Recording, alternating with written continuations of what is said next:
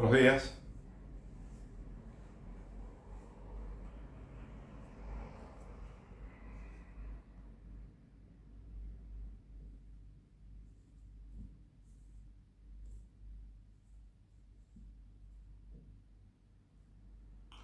El tema de hoy es la natalidad en el mundo.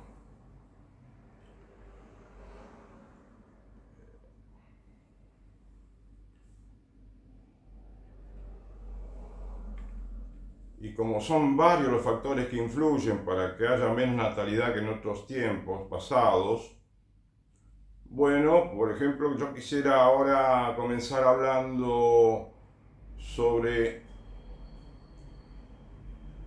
el hecho de que muchas mujeres, hoy en día, la gran mayoría de las mujeres, tienen muy pocos hijos y muchísimas de ellas tienen un solo hijo.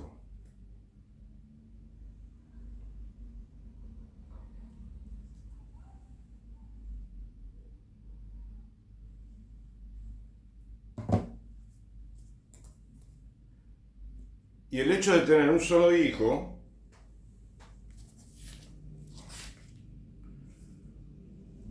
o no tener ninguno, o tener dos solamente,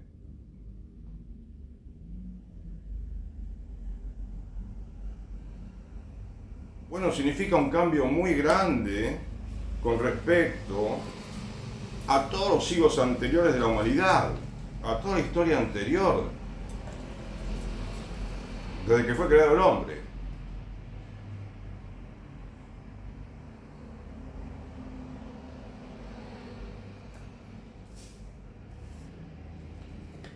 Estamos viviendo tiempos difíciles, muy difíciles,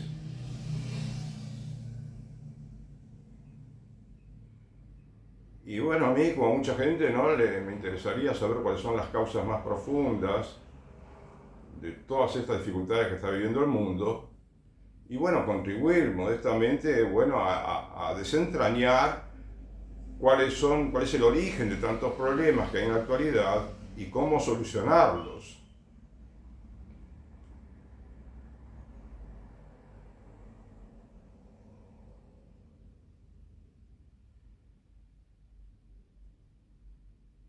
Uno de los aspectos que tiene la baja natalidad es, como dije recién, que las mujeres tienen muy pocos hijos, muy pocos. Y como digo, hay muchos hijos únicos en el mundo, en este momento, desde hace años. En Japón, bueno, sabemos, ¿no? Por lo que dicen las noticias, y en muchos países, no solamente Japón, inclusive puede darse en Argentina, que hay mujeres que tienen un solo hijo, ¿no es cierto? Parejas. A la vez, esas parejas son hijos únicos, el papá y la mamá son hijos únicos. Entonces, un niño que es hijo de papás que fueron hijos únicos, no tiene hermanos, no tiene primos, no tiene tíos de parte de la madre o del padre, no tiene casi familiares, especialmente de su edad. Como siempre sucedió, muchos hermanos, muchos primos, en fin.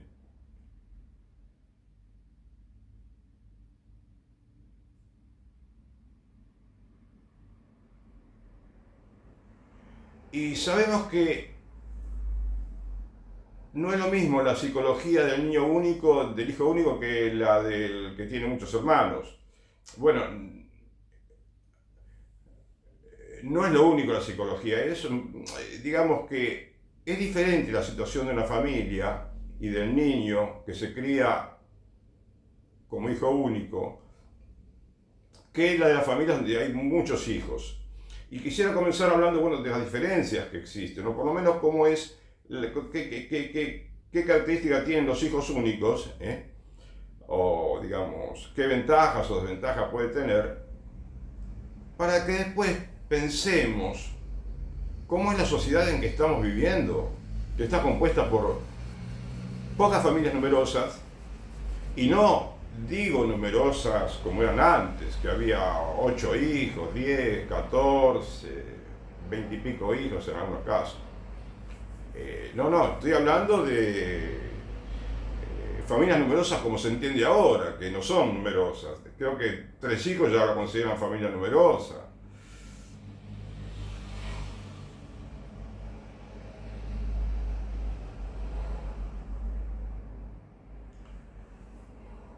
Y acá elegí, ¿no?, de lo que hay en internet, algunos artículos que hablan sobre la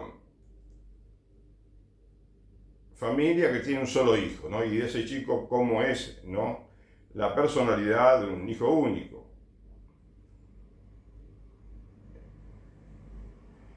Acá hay uno que tiene como título: ¿qué impacto psicológico tiene ser hijo único según expertos en salud mental? Bueno, no es el que tuve que elegir primero, no quiere decir, no confundamos la salud mental con el hecho de ser hijo único, no. Acá, mejor comienzo con otro que dice: ¿el síndrome del hijo único existe? ¿Alguna vez has oído hablar del síndrome del hijo único y de cómo influyen las personas no haber tenido hermanos? Es habitual pensar que tener hermanos o hermanas puede aportar tanto cosas positivas como negativas, mientras que ser hija o hijo único pareciera que solo tiene desventajas. Allá empezamos a intuir que hay más desventajas en ser único, ¿no?, que en ser varios hermanos. Hay una idea extendida de que los hijos únicos son consentidos. Bueno, no quisiéramos dogmatizar estas cosas, ¿no es cierto?, lo que dice acá. Tengamos en cuenta que estos son artículos escritos por gente que, bueno, tiene su manera subjetiva de ver el tema, pero hay algunos aspectos, ¿no?, del ser hijo único que se repiten, que se dan, que de manera objetiva podemos entender que existen, en mayor o menor medida, ¿sí? O en ninguna medida, en los casos, no tiene por qué ser una regla general, ¿sí? Entonces, acá sigue diciendo: son consentidos, como dije recién, reacios a compartir, egoístas, caprichosos, mientras que tener hermanos o hermanas pareciera que son todo ventajas.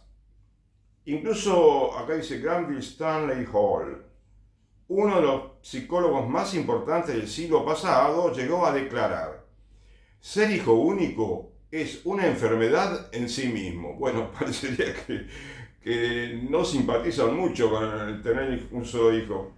Creo que no debemos ser muy tremendistas también, ¿no es cierto?, porque también tiene sus ventajas. Lo que ocurre es que en general, digamos, la familia fue creada para que se multiplique.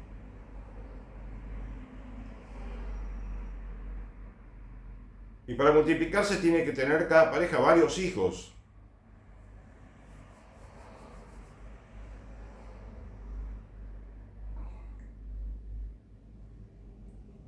Y parece como más normal, ¿no?, el hecho de que los chicos sean varios.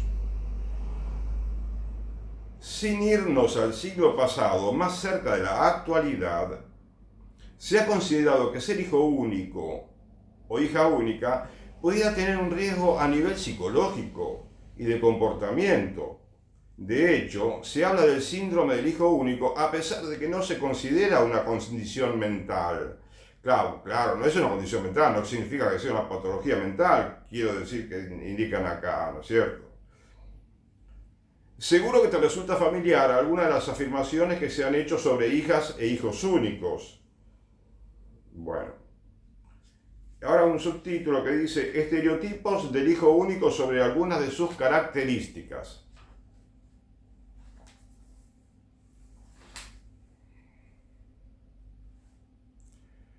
Siente soledad y tiene dificultades para relacionarse con los demás. Es egoísta y solo piensa en sí. Es una persona mimada y demasiado acostumbrada a conseguir todo lo que quiere. Incluso puede haber quienes crean que tienen el síndrome del emperador. Ha tenido una sobreprotección de su padre y madre. Y dice, es una persona demasiado apegada a su núcleo familiar. ¿Cuánto hay de cierto en esta descripción? ¿El síndrome del hijo único realmente existe? Se pregunta el autor, ¿no?, de esta nota.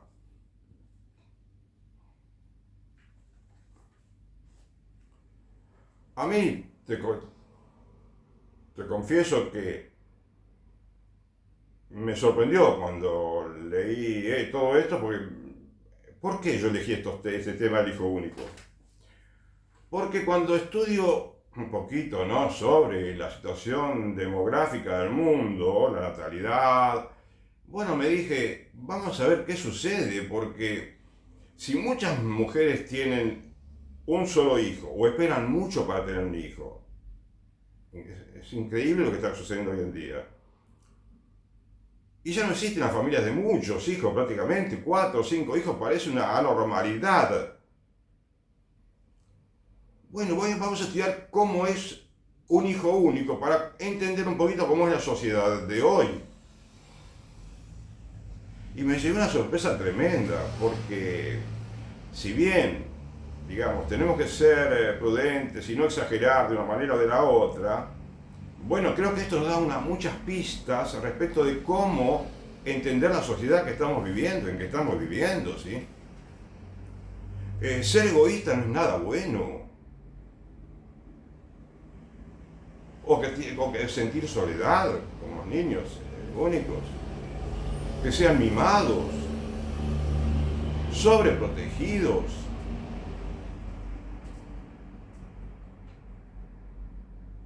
Porque en una sociedad donde hay muchas familias numerosas, como siempre hubo en la historia, siempre, solamente esta época de este siglo y gran parte del siglo anterior,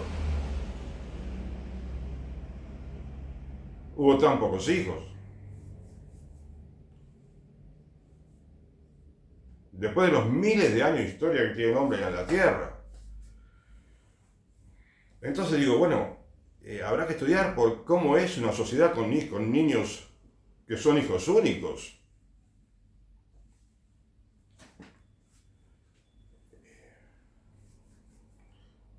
Y creo que esto nos puede ayudar mucho a entender, ¿no?, el hecho de conocer qué sucede, ¿no?, con esta sociedad que estamos viviendo, de muchos niños que son hijos únicos.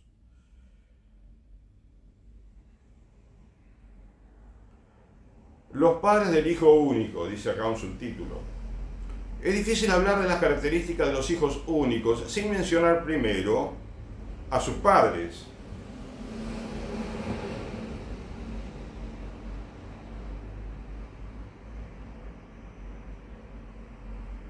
Los hijos únicos tienen una relación muy estrecha con ellos, en parte por la mayor cantidad de tiempo que pasan juntos y la atención que reciben. La falta de hermanos o hermanas les hace más susceptibles a su influencia y, por tanto, también más propensos a adoptar sus valores y su forma de pensar. Este fenómeno puede relacionarse con el efecto Pigmalión, donde las expectativas y creencias de los padres sobre sus hijos pueden influir en el rendimiento y comportamiento de estos. Esta relación tiene varios aspectos positivos. Los padres reaccionan inmediatamente al comportamiento del niño y suelen tener interacciones de gran calidad con él. Pero, por otro lado, no es raro que esta relación tenga también un tinte de ansiedad. ¿Qué quiere decir esto? Que se vuelca mucha preocupación de los padres en la crianza del niño. ¿Qué quiere decir? ¿Qué quiere decir? ¿Cómo afecta esto a los hijos? Puede que los hijos, cuando lleguen a la edad adulta, sean del tipo de personas que sienten miedo a dejar la casa de los padres. Esto yo en algún pequeño, sentido lo he comprobado. he conocido a una u otra familia que tiene un hijo único. Yo escuché una vez a la mamá del niño hijo único hablarme de su hijo y pude connotar un poco que había un poco de sobreprotección, que había algo que no funcionaba tan bien en la familia con el niño único.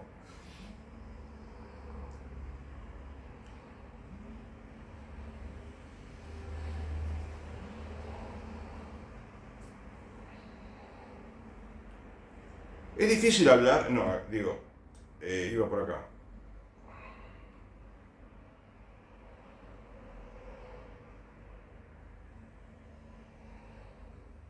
¿Qué lleva a una pareja a tener un solo hijo? Tener o no tener hijos y la cantidad es una decisión personal, pero las razones más comunes por las que la pareja decide tener un solo hijo o hija se relacionan habitualmente con alguna de estas cosas. La edad de los progenitores, los factores socioeconómicos, la separación de la pareja o el fallecimiento de uno de los cónyuges, mujeres que han sufrido una depresión postparto y deciden que no quieren repetir el embarazo, la ansiedad y el miedo de no estar a la altura. Hay quienes creen que centrarse en un solo niño es más fácil para reducir los riesgos de no poder con el papel de padres. Bueno, muchas razones que a veces son fútiles, ¿no es cierto?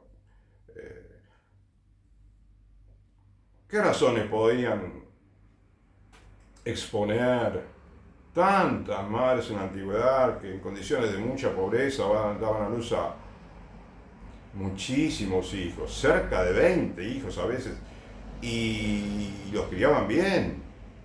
Y muchos grandes hombres, fueron el número 18, 14, 12, increíble, ¿no? Y no había pañales descartables como ahora, no había tantas comodidades para criar un niño.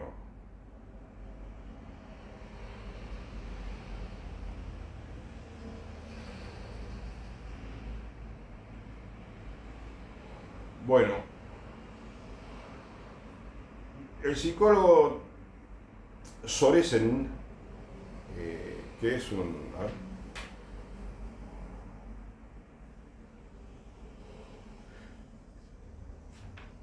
Bueno, es un psicólogo famoso, parecía. Ha identificado 3 temas principales que atraviesan en la vida a los hijos e hijas únicos: la soledad, la relación entre dependencia e independencia y recibir toda la atención de los padres. La soledad comienza en infancia cuando el niño descubre que otros juegan con sus hermanos. El hijo único tiene a veces el deseo de conectar con otros, puede sentirse solo, pero puede sentirse falto de esa capacidad, aunque al mismo tiempo lo necesita menos porque está más acostumbrado a estar solo. En la edad adulta, esto puede dar lugar a dificultades para compartir el propio espacio, tanto físico como emocional. La capacidad del hijo único de gestionar su propio espacio por sí mismo le hace independiente, que es el segundo aspecto, ¿no? Aunque también es muy dependiente del núcleo familiar. Y también, con respecto a la atención de los padres, que recibe toda la atención, bueno, hace que el niño se sienta especial y al mismo tiempo responsable de la felicidad de los padres. Puede creer, quiero decir, que todo el mundo se ocupará de él de la misma manera que lo hicieron sus padres, con el riesgo de experimentar una fuerte decepción.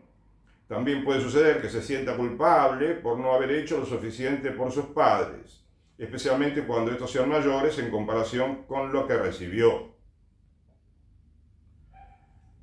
Más allá de los estereotipos,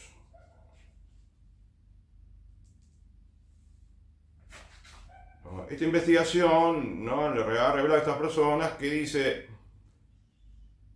los niños son personas que no tienen por qué tener dificultades para relacionarse, pero suelen preferir las actividades solitarias y tienen menos necesidad de estar en contacto con los demás.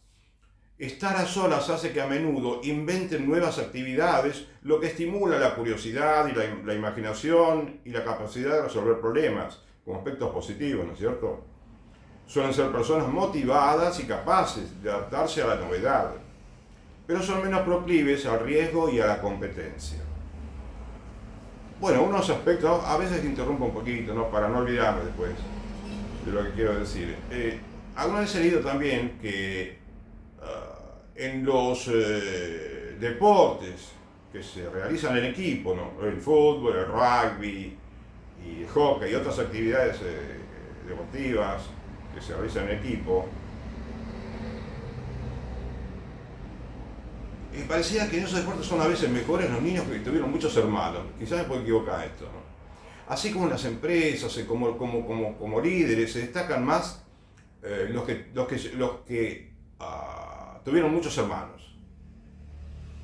Porque ya desde que son niños, ellos están acostumbrados a vivir más que en una familia, cuando son muchos, suponete 6, 8, 10, 12, es como que ellos, más que una familia, son una organización en la cual tienen que estar organizados.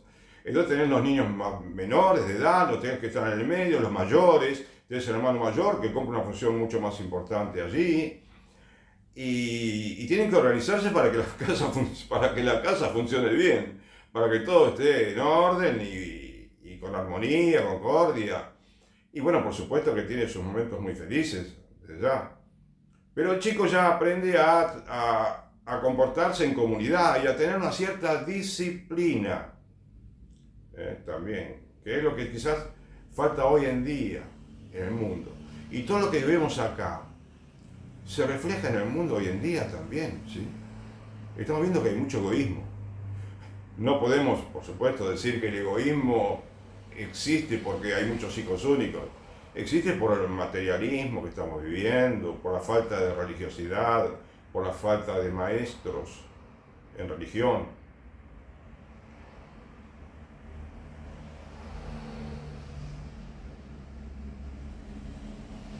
Por la falta de referentes.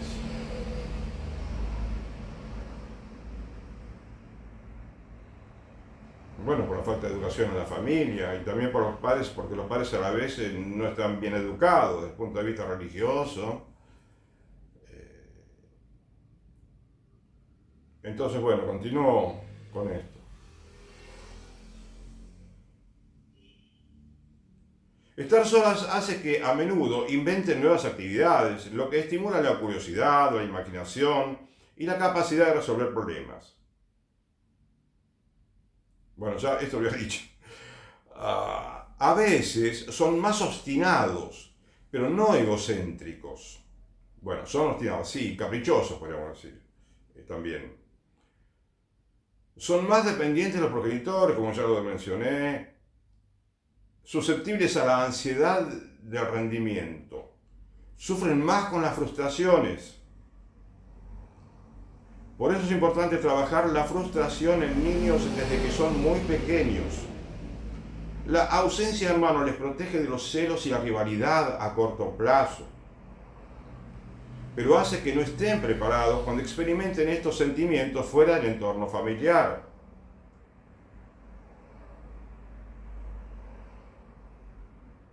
Las ventajas y desventajas se funden en lo que resulta ser un estilo de crecimiento único, no deficitario, pero ciertamente diferente al que quienes crecieron en compañía de hermanos. Y aclara este artículo, ¿no?, que menciona muchos aspectos psicológicos. Dice que este contenido es de tipo divulgativo y no puede reemplazar el diagnóstico de un profesional.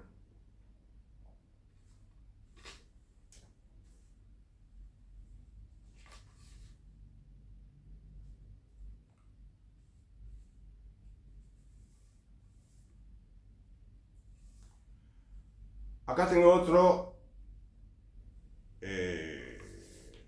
nota, ¿no?, periodística. Bueno,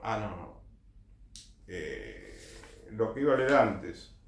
Dice, en este artículo, otro artículo diferente del de recién, dice: durante mucho tiempo los hijos únicos han llevado consigo un estigma social, a la pucha, no sabía esto, no me imaginaba, que los caracteriza como egoístas, mandones y mal geniados.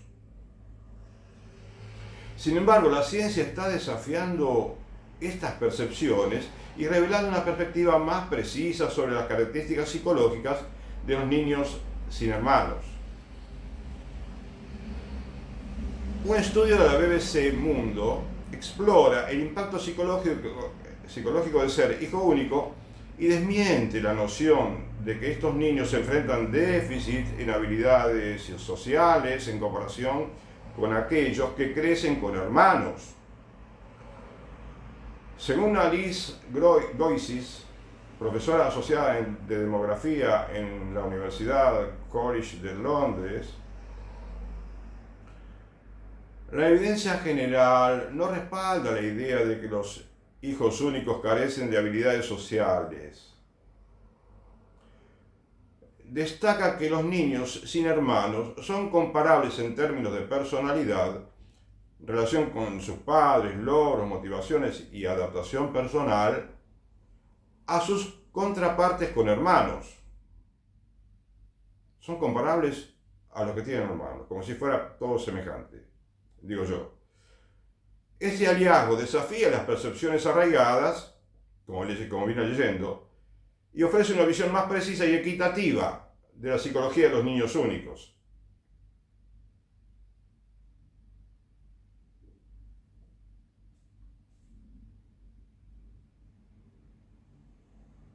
Pero voy a saltear un poquito el texto porque acá dice ventajas del ser hijo único.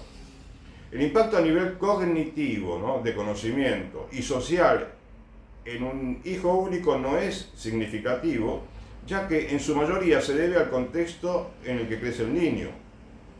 Aunque esto no quiere decir que no existan diferencias. También el rol dentro de la familia trae ventajas y desventajas. Hay situaciones más o menos ventajosas, pero ninguna es diferente al caso de un hijo único. Este es el grupo familiar que más ha cambiado en los últimos 40 o 50 años, explicó la mujer esta. Los hijos únicos suelen ser organizados y saben aprovechar el tiempo libre al no tener hermanos que tienen que aprender a ocupar el tiempo. Además, destacó que en 40 años de experiencia, una de las ventajas más observadas es la excelencia lingüística que suelen tener los hijos únicos, una gran ventaja académica. Esto ocurre por el aporte lingüístico de los padres, que no se ve interrumpido por el de otros niños que tampoco provienen de sus padres, y que es necesario para el desarrollo del cerebro en los primeros 24 o 36 meses de vida, explicó. Se vinculan con más facilidad con personas de más edad, porque hacen eso todo el tiempo, explicó Linda Blair, la mujer que habla ahora. Ahora voy a mencionar las desventajas del ser hijo único, como dice la nota. No tener hermanos puede ser una desventaja para un niño. Adrienne Mancillas es una psicóloga estadounidense y autora del Challenging, bueno, está todo en inglés, se refiere al desafío de conocer los estereotipos de los niños únicos.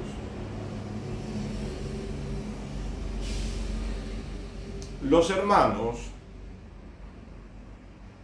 pueden tener un efecto protector cuando hay en el hogar una relación disfuncional de los padres. Es como que receptan mejor o se defienden mejor ante las dificultades familiares. En cuyo caso, esta situación tiende a diluir el impacto negativo de esos estresores, como que contribuyen al bienestar de la familia, ¿no? A la armonía, me parece que quiere decir.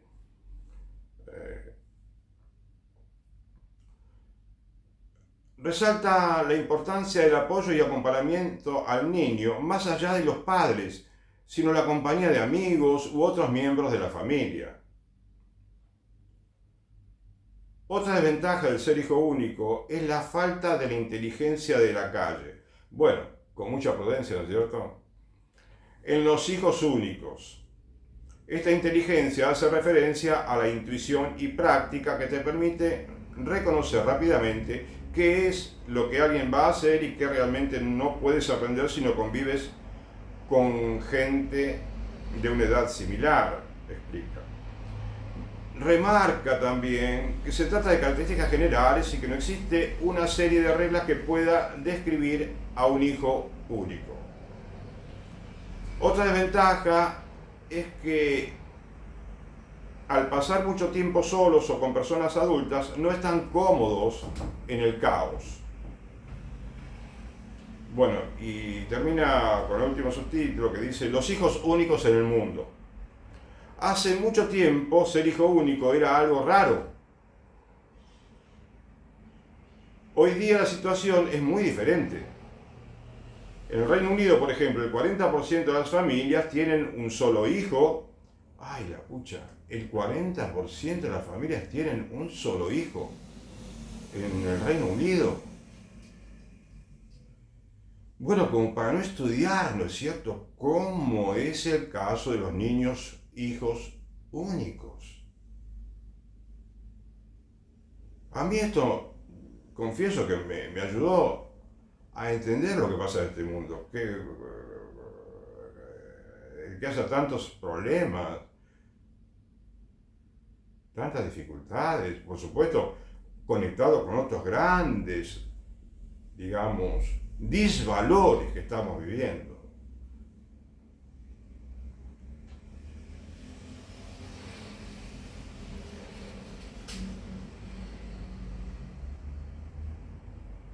El 40% de las familias de Inglaterra y toda Gran Bretaña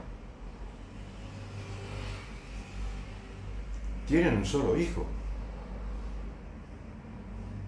Y habrá quienes no tienen hijos también. Y los que tienen 2 hijos también son muchos quizás, o sea, habrá pocas familias con 3 hijos siquiera. Y también deberíamos estudiar cómo es el tema con 2 hijos.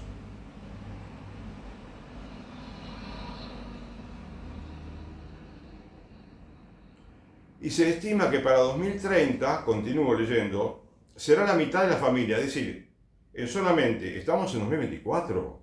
Bueno, te aclaro que este artículo fue escrito en 2023, no, porque a veces me olvido de la fecha comentar, pero no, 2023 es muy actual, el que leí antes era de 2010.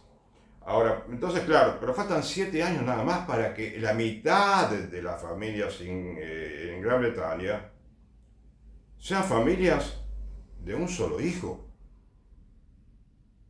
Y no pensemos en familias de 6, 7, 8, 10, 15, 18 hijos, porque no existe, no.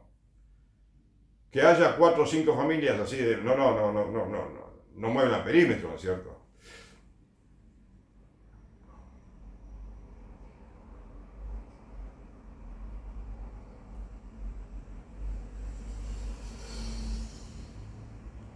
Debatir estas temáticas y exponer investigaciones e información precisa y científica al público para modificar los puntos de vista y el estigma que tienen los hijos únicos. Bueno, parece inconclusa la frase que leí, pero hay que debatir, quiere decir, para modificar los puntos de vista, Bueno, pero con debatir no hacemos mucho, ¿no es cierto? No dejan de ser hijos únicos. Ojalá que puedan, digamos, mejorar la situación del mundo, de la familia con un hijo, pero hay algo que es objetivamente cierto, que no es ideal que las familias tengan un solo hijo, y mucho menos la mayor parte de la sociedad, no. Entonces, aquí están unas razones por las cuales este mundo no funciona bien, en mi humilde opinión.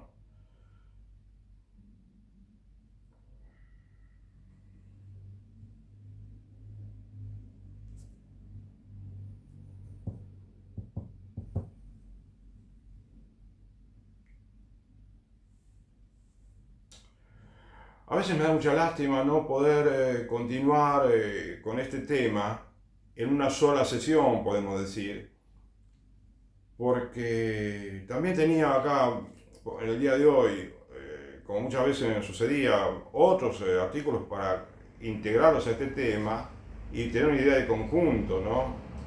Una mejor como visión del tema, pero el tiempo parece que es muy limitado para poder explicar todo esto, entonces tendré que continuarlo en otro momento. Hoy trataré de hablar lo que puedo de esto, de leer, ¿no? Especialmente. Dice,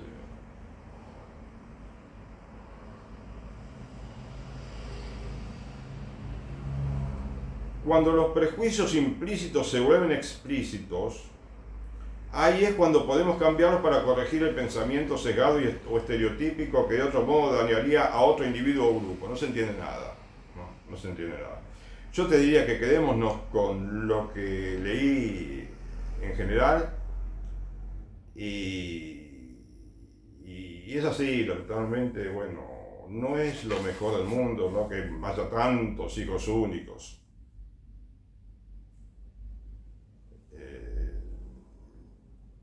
Ahora,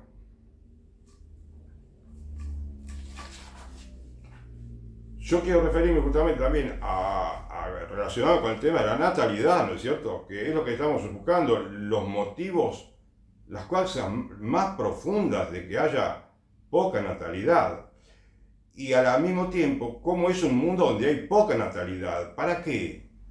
Para que la mujer descubra y el hombre descubra, las parejas descubran, el mundo descubra, todos descubramos que esta es una situación no ideal para el mundo.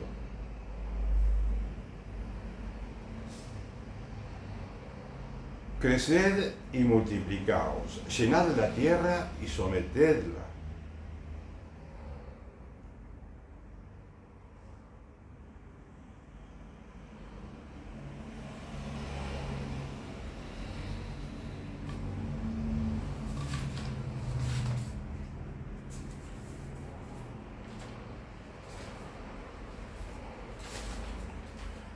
En este artículo nuevo,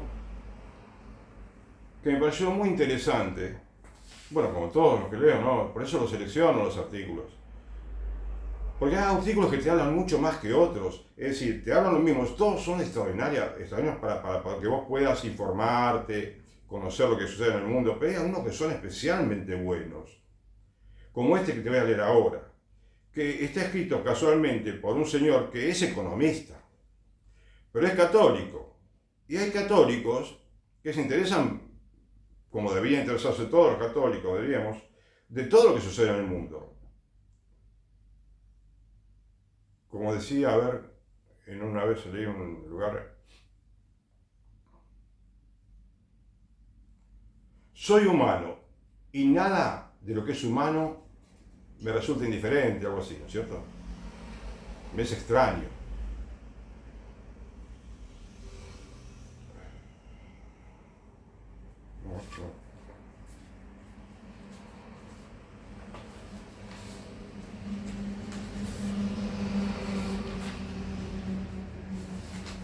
Bueno, acá ese señor que se llama Ettore Gotti Tedeschi,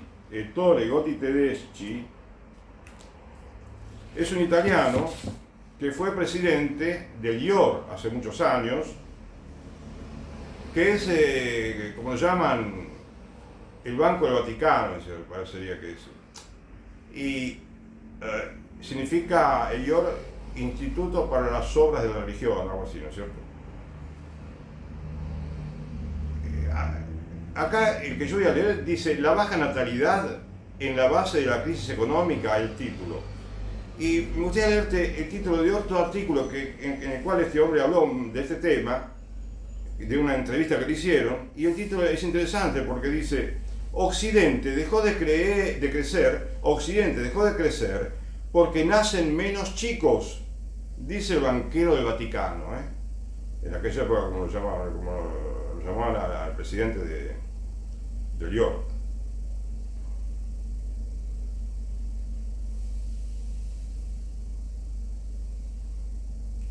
Y comienza diciendo, bueno, no, dice que una frase este artículo dice: el nuevo banquero de Dios no tiene dudas. La causa profunda de la crisis global, la de 2008, porque esto fue escrito en 2010, el que tengo en la mano ahora, es la caída de la natalidad en el mundo occidental. En todo el mundo, sí. Ya no solo en el mundo occidental. La causa profunda de la crisis mundial es la caída de la natalidad en el mundo. Acá dice la causa profunda. Ahora voy a que dice la baja natalidad en la crisis en la base de la crisis económica del año 2010. En las decenas de debates en los que he participado sobre la actual crisis económica, bueno, en todo esto habla Ettore Gotti Tedeschi, economista y estudioso de estos temas.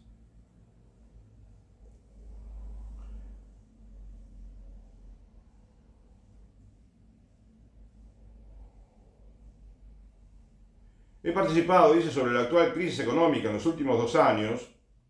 Raramente he oído afrontar también el problema de sus orígenes y de su realidad histórica. Ahí está, ¿no? Los orígenes. Las causas más profundas de todo esto. El hijo único, hay que tenerlo en cuenta. El no tener hijo. Por eso intentaré razonar sobre estos temas de una forma que no es habitual. Por desgracia no es habitual, porque todos deberíamos estar razonando de esta manera. Bueno, no es habitual, pero sí, pero hay bastantes así, personas que se ocuparon de esto y hablan de algo de una manera semejante a la que habla el señor Ettore Gotti Tedeschi. O sea, hay valores, hay grandes valores, podemos decir, las personas que se dedican a estudiar estos temas. El origen de la crisis económica no reside en el uso equivocado de instrumentos financieros por parte de banqueros o políticos financieros. Bueno, no reside en la situación financiera, ¿no? Tiene su origen en el hecho de que hemos negado la vida, no hemos tenido hijos, o además de no tenerlos, incluso los hemos matado. Y por lo tanto, hemos reducido el crecimiento de la población por debajo de los ritmos naturales, penalizando gravemente el crecimiento económico, el desarrollo y el bienestar. Bueno, yo te agrego que hay, modestamente a lo que dice el Señor, hay una relación directa entre la paz del mundo y la situación económica y bienestar con la limitación de la natalidad por todos los medios. ¿Por qué razón dice estas cosas no se dicen? Porque no se dicen. Por eso yo quise hablar también de esto. No se dicen porque se consideran de carácter moral. Y todo lo que es de carácter moral no se considera porque aparentemente no es científico, como que hoy prevalece la ciencia, ¿no? No sé si del todo así, pero yo te diría, también te agregaría que es de carácter moral y religioso, obviamente. Porque de religión no sabemos nada en el mundo, empezando por los católicos.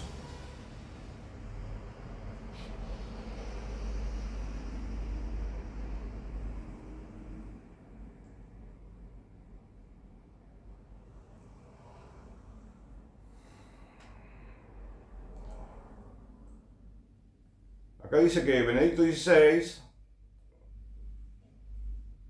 era justamente quien dijo, ¿no? Se ha negado la vida.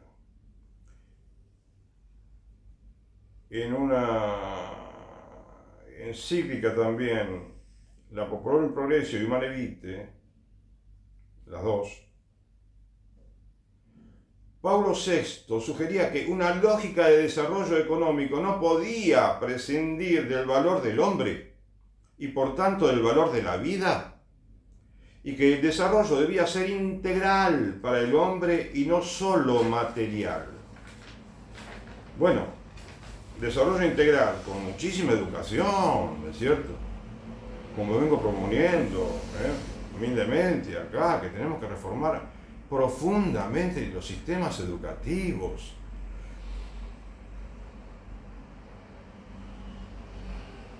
Primero, purificarlos de todas las leyes que los contaminan, ¿no es cierto? Educación sexual, salud reproductiva, etcétera, etcétera, etcétera.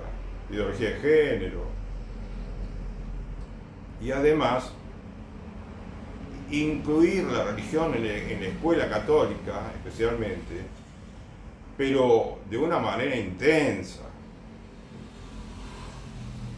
con una formación profesional desde los 6 años de edad.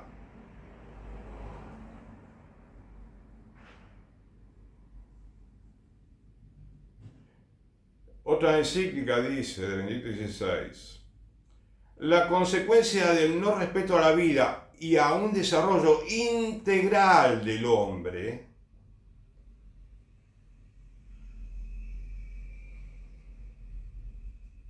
ha generado una forma de nihilismo y un alejamiento de la cultura contemporánea de toda forma de verdad o de principio de referencia.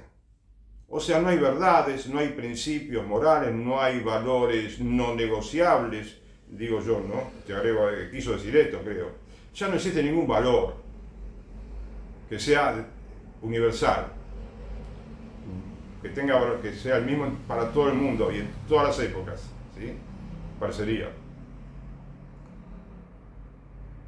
Este reduccionismo ha influenciado a la economía, las finanzas, la política, hasta el punto de conseguir una forma de autonomía moral que se ha convertido en enemiga del hombre.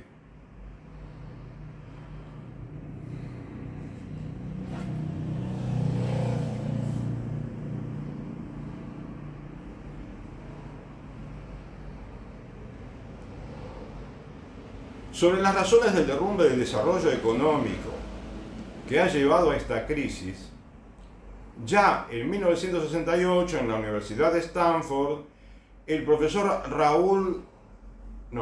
Paul Ralph Ehrlich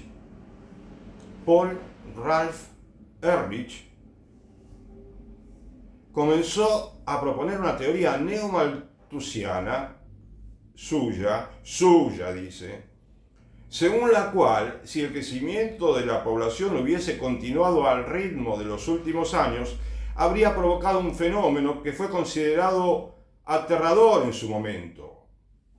Porque este señor era tremendista, decía el señor Ehrlich. Decía, centenares de millones de personas antes del año 2000 habrían muerto de hambre por la falta de recursos, según lo que predecía este hombre, Paul Ralph Ehrlich, E-H-R-L-I-C-H. Este señor fue convocado, para mi sorpresa y la de muchos católicos, por el Papa Francisco. No sé para qué, sinceramente. No entiendo, no entendemos, ¿no?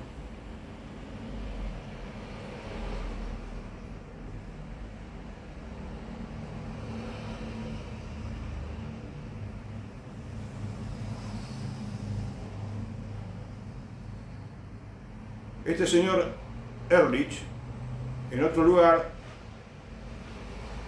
propuso,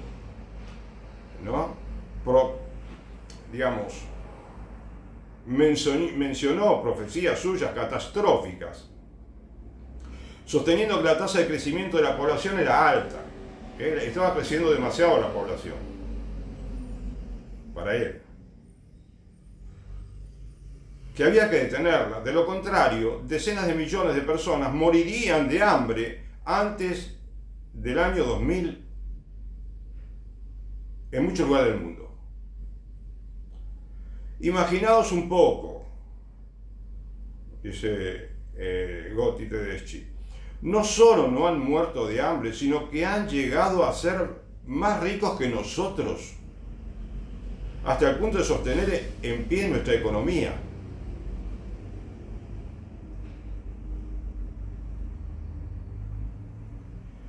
¿Y quién produjo esta riqueza?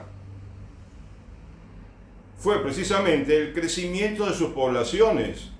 El crecimiento de la población es lo que produce que la economía mejore. O sea, no la queremos entender, no la entendemos y quizás nos explican, pero igual nos negamos a entender, ¿no? Que el crecimiento de la población es condición sine qua non para que crezca la economía.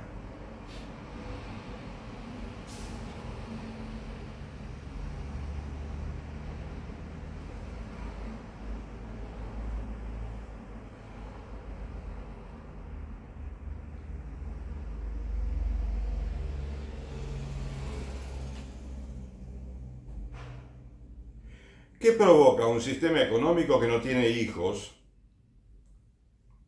Bueno, me limito solo a mi conocimiento de los hechos y exclusivamente a las cunas vacías. Los no nacimientos provocan una forma de congelación del número de la población y en consecuencia el aumento de los costes fijos de una estructura económica. Bueno, acá el señor Gotti Tedeschi dice una forma de congelación. Quizás se refiere con esto porque en esta época del mundo se está buscando en muchos lugares el hecho de estabilizar la población, que la población se estabilice, no que la población se reduzca, pero por lo menos que se estabilice.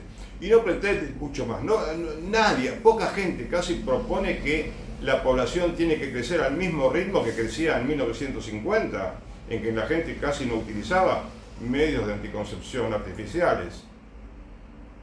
A ver, o si querés vamos más atrás, 1920 o 1890. Es decir, todo lo que vino después de 1890, por decir una fecha, ¿no? Todos los descubrimientos que hicieron para poder limitar la natalidad fueron nefastos. O sea, no fue algo que contribuyó al desarrollo de la economía, a la paz, al bienestar, ¿no? A la familia, al bienestar familiar, no.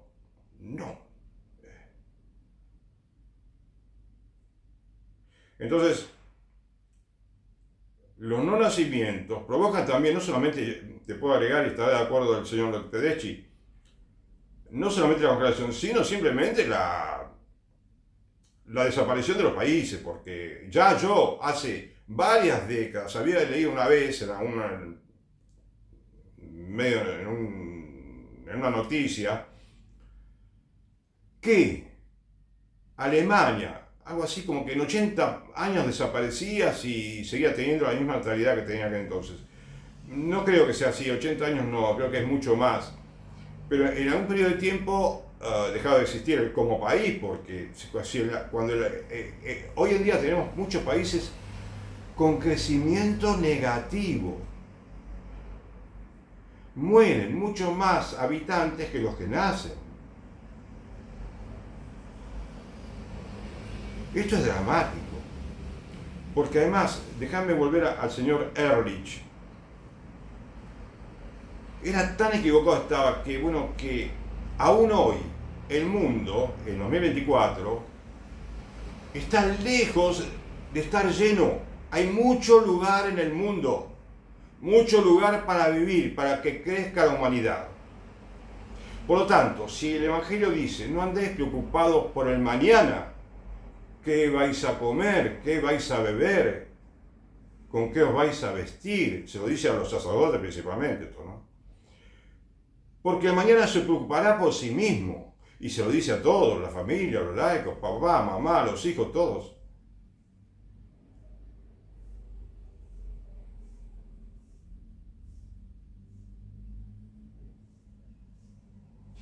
Buscad primero el reino de Dios y su justicia, y todo lo demás se les dará por añadidura.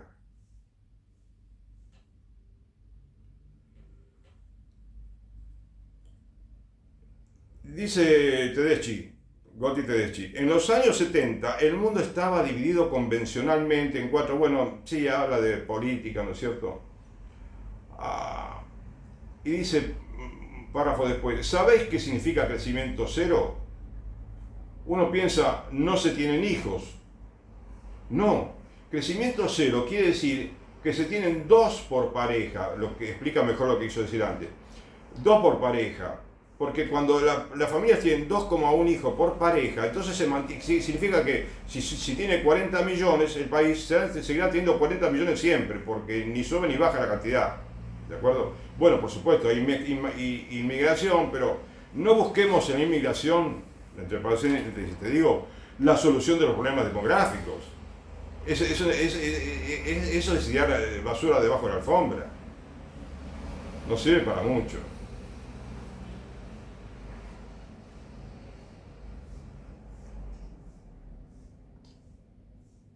Claro, el crecimiento cero es que no hay crecimiento positivo ni crecimiento negativo. Cero, ¿no? Esto se estabiliza. Y no es, y ¿qué dijimos antes? ¿Qué dice la Escritura? Creced y multiplicaos. Llenad la tierra y sometedla.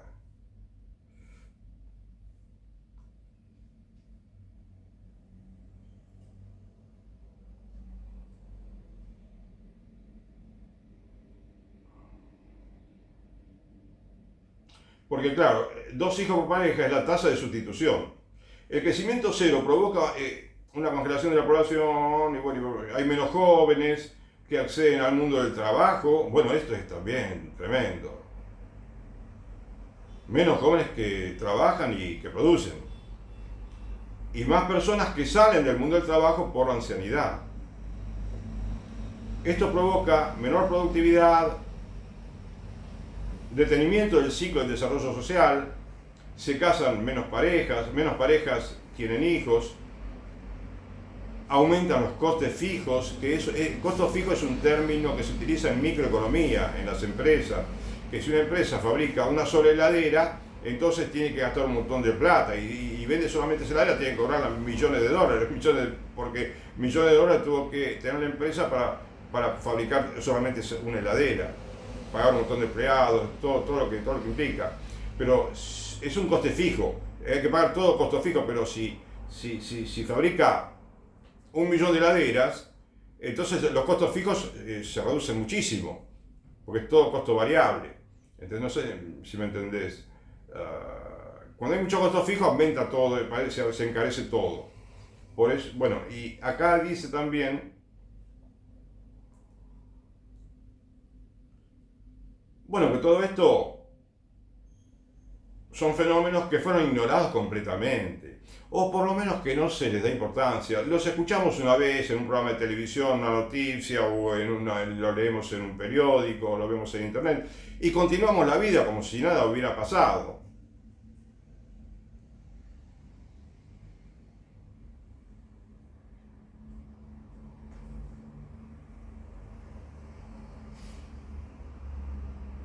Además, el crecimiento cero, o negativo, como en muchos países, provoca la imposibilidad de reducir impuestos, como muchos liberales que están siempre, ¿no?, gritándote, hay que bajar los impuestos, qué sé yo, por el librito, porque el librito dice que hay que bajar los impuestos, entonces no piensan, parecería que no piensan lo que es un modelo económico, un modelo macroeconómico, como si pudieran tocar teclas de un piano como quisieran, ¿no es cierto?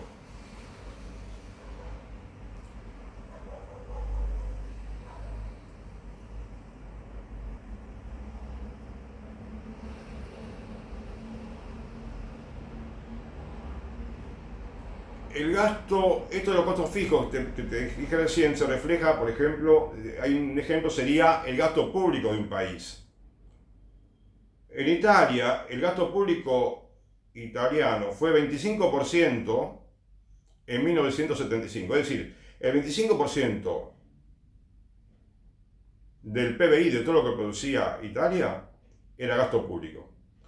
Pero en 2010, o sea, 35 años después, aumentó el gasto público del 25 al 45% del PBI. Y en muchos países es aproximadamente así. casi la mitad del PBI es el gasto público.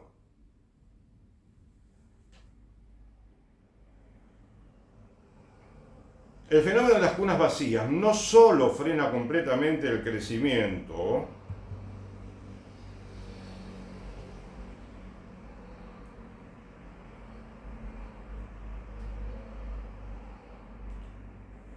no solo frena el crecimiento, sino que hace caer la tasa de acumulación de ahorro. Bueno, es un término económico que no tiene mucha importancia con todo lo que estamos diciendo, ¿no? En medio de tantas problemáticas. Pero acá dice, porque una sola familia, una familia con un solo hijo tiende a no ahorrar y pierde motivaciones y no ve grandes perspectivas. Bueno, la economía se desperfecciona en todos lados, ¿sí? Cuando hay poca natalidad.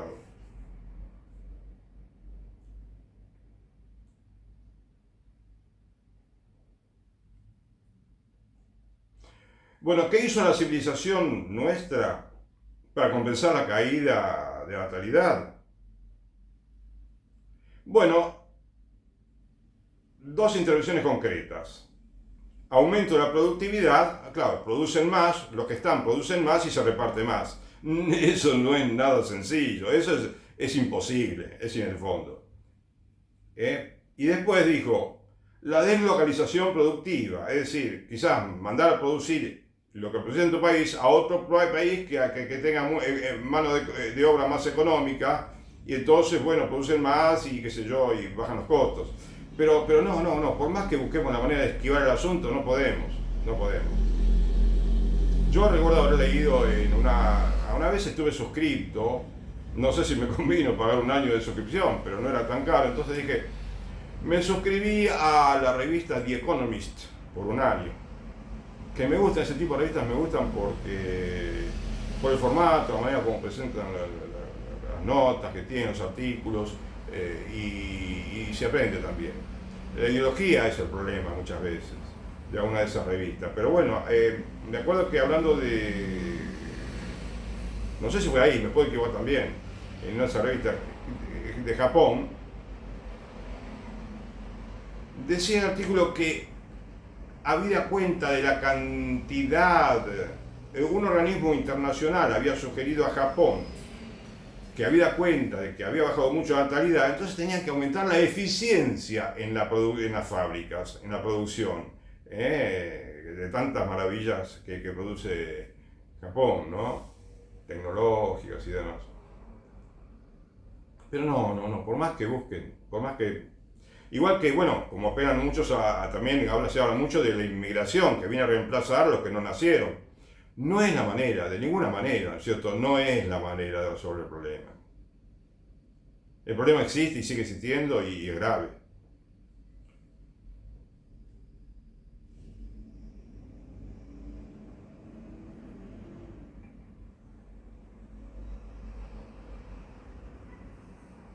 Italia, desde 1998 hasta 2008, en 10 años, en 10 años, la deuda italiana en 10 años creció del 200% del PBI al 300% del PBI. Es increíble, es impresionante. Para sostener una tasa de crecimiento que prescindía completamente de los nacimientos claro, porque ese aumento de la deuda fue porque necesitaban dinero para reemplazar el hecho de que no crezca la economía como debía crecer. Entonces necesitaban dinero y lo pedían prestado.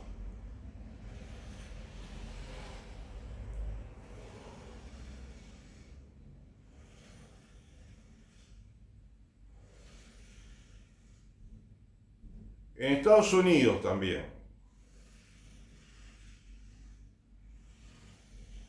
El endeudamiento de las familias americanas sobre el PBI o el endeudamiento del país, ¿no es cierto? Alguna vez yo dividí la deuda externa norteamericana por la cantidad de habitantes y me daba más de $40.000 por habitante norteamericano. también me puedo haber equivocado, ¿viste? No importa, pero por ahí debía entrar el asunto, ¿no? Quizás. Mucho dinero. Esta es la idea, mucho dinero.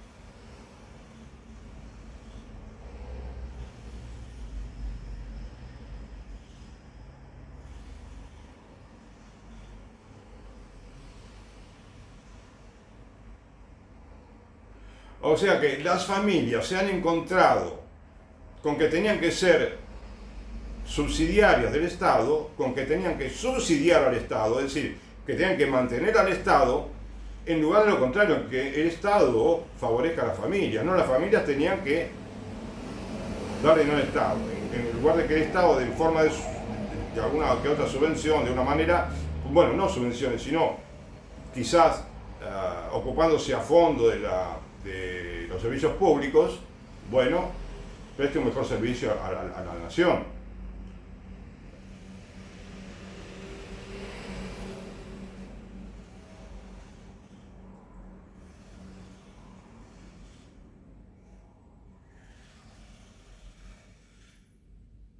En conclusión, hace muchos años pensábamos que no teniendo hijos nos habíamos convertido en más ricos. Pensábamos que íbamos a ser más ricos. Habríamos estado mejor, decíamos. Decíamos que íbamos a estar mejor. Ha sucedido exactamente lo contrario. Exactamente lo contrario. No teniendo hijos, nos hemos convertido en más pobres. Es bueno que pensemos en esto, ¿no? Y estaremos mal durante mucho tiempo si no conseguimos desinflar este sistema de endeudamiento. Y si no volvemos a dejar nacer al menos a los niños concebidos. Fin del artículo. Bueno, interesante para mí.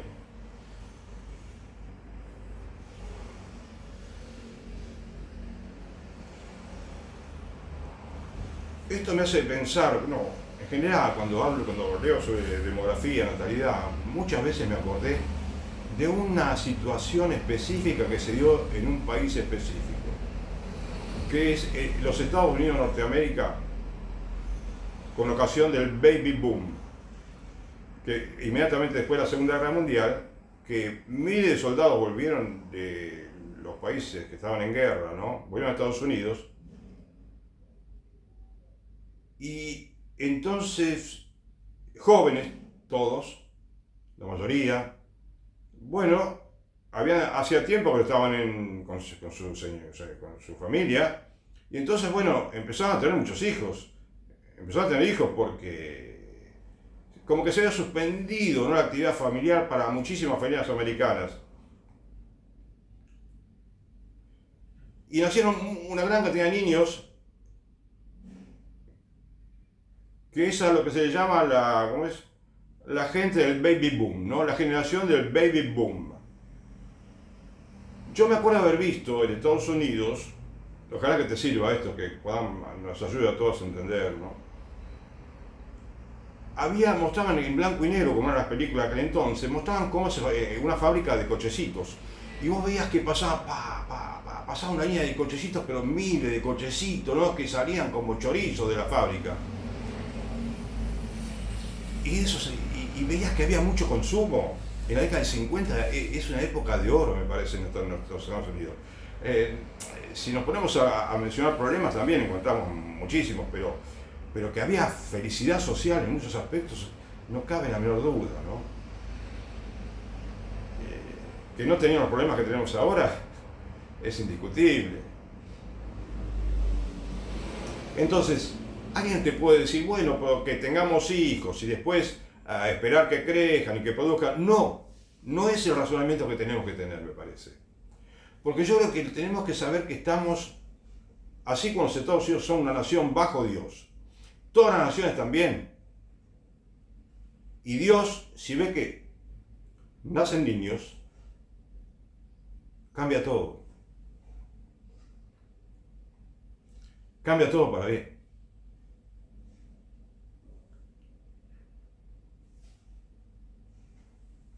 Ahora, claro, como dijo Jesús, tengo entendido una vez, dijo lo siguiente: el mundo quiere los frutos de la solución, pero no la solución.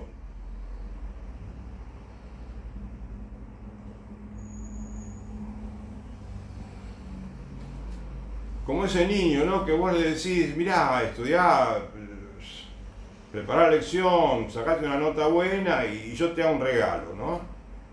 Y el niño no estudia, no se preocupa, pero después capaz que le pide a papá, papá, me prometiste esto, me das un regalito. No, no, es decir, como es un ejemplo infantil que te digo, ¿no es cierto? Pero para eso es una manera de graficarte que si queremos frutos tenemos que trabajar y sufrir un poquito a veces también, trabajando, ¿no? Un poco de sacrificio. Disciplina que no tenemos hoy en día. Entonces, en una sociedad con tantos hijos únicos,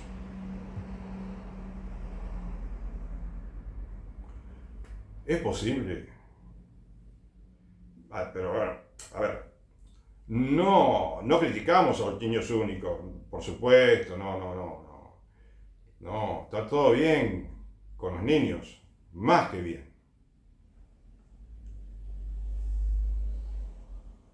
Pero no alcanza con tener un niño, o mejor dicho, no podemos limitar, porque si quienes se proponen 0 hijos, ¿cómo se equivocan? Y qué manera tan errónea de entender la felicidad, qué manera tan equivocada. O tener un solo hijo, o tener solamente 2 hijos, o tener miedo de tener 3 hijos, o creer que 4 hijos son muchos hijos, o 5, 6, 7. No podemos pensar de esa manera. La mujer debería perder los miedos, y los hombres no deberíamos infundirle miedo a las mujeres.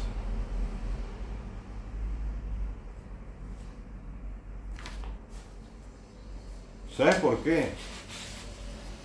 Porque los hombres somos los culpables de que las mujeres estén llenando todos los puestos de trabajo que no deberían ocupar hoy en día.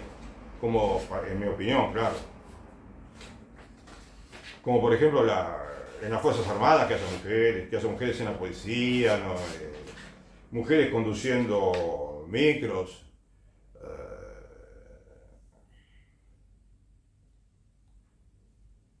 Lleno de mujeres en la Cámara de Diputados, senadores, los ministerios, los cargos políticos.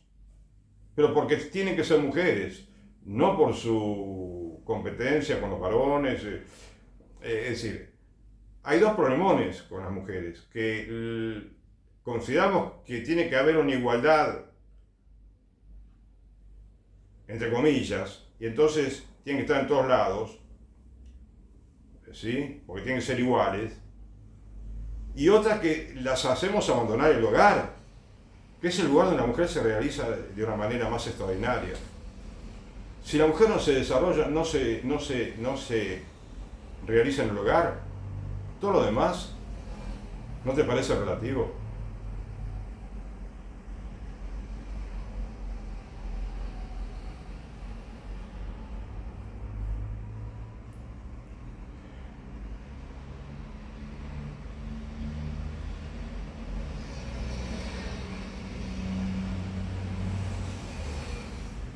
Bueno, tengo que dejar aquí, lamentablemente.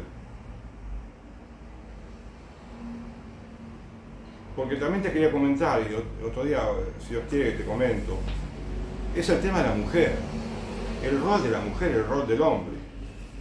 O sea, la visión antropológica moderna de la mujer y del hombre. Cómo nos estamos equivocando en muchos aspectos.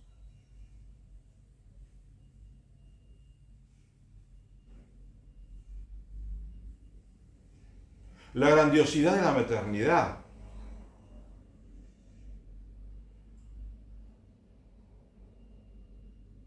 El valor inconmensurable que tiene la maternidad.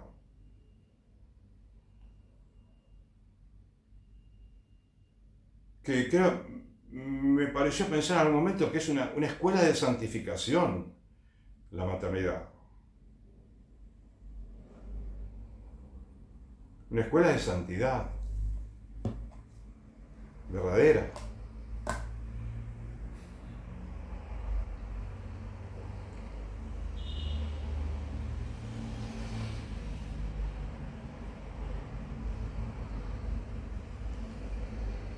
Bueno, muchas gracias. Dios te bendiga.